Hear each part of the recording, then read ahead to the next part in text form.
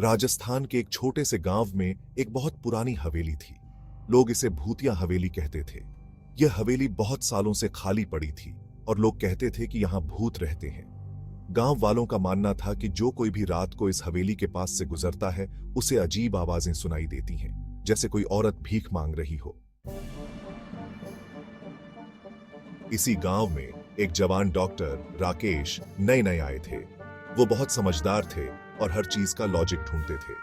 उन्होंने गांव वालों की बातों पर यकीन नहीं किया और सोचा कि वो इस रहस्य का सच पता लगाएंगे। एक रात राकेश ने हवेली जाने का फैसला किया।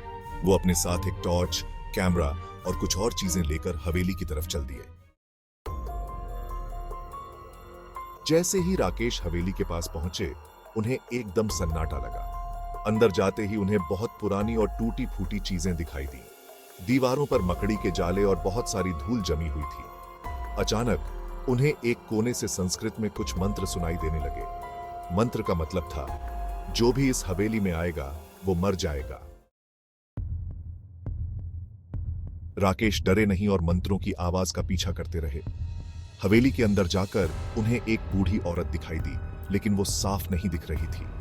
उस औरत का चेहरा बहुत डरावना था और वो मुस्कुरा रही थी। वो राकेश के पास आई और भीख मांगने लगी। राकेश ने हिम्मत करके उससे बात करने की कोशिश की, लेकिन वो अचानक गायब हो गई। राकेश को लगा कि यह कोई मामूली बात नहीं है। उन्होंने अपने कैमरा और दूसरी चीजों से सब रिकॉर्ड करना शुरू कर दिया। थोड़ी देर बाद उन्होंने देखा कि हवेली के एक पुराने कमरे में एक बहुत पुरानी किताब रखी है।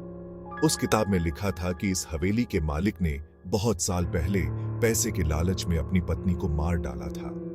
उसकी आत्मा अब इस हवेली में भटक रही थी और शांति चाहती थी। राकेश गांव वापस गए और सबको यह बात बताई।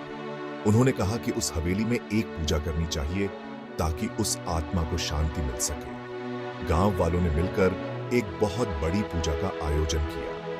इसके बाद हवेली से अजीब आवाजें आनी बंद हो गईं और गांव वाले अब सुरक्षित महसूस करने लगे।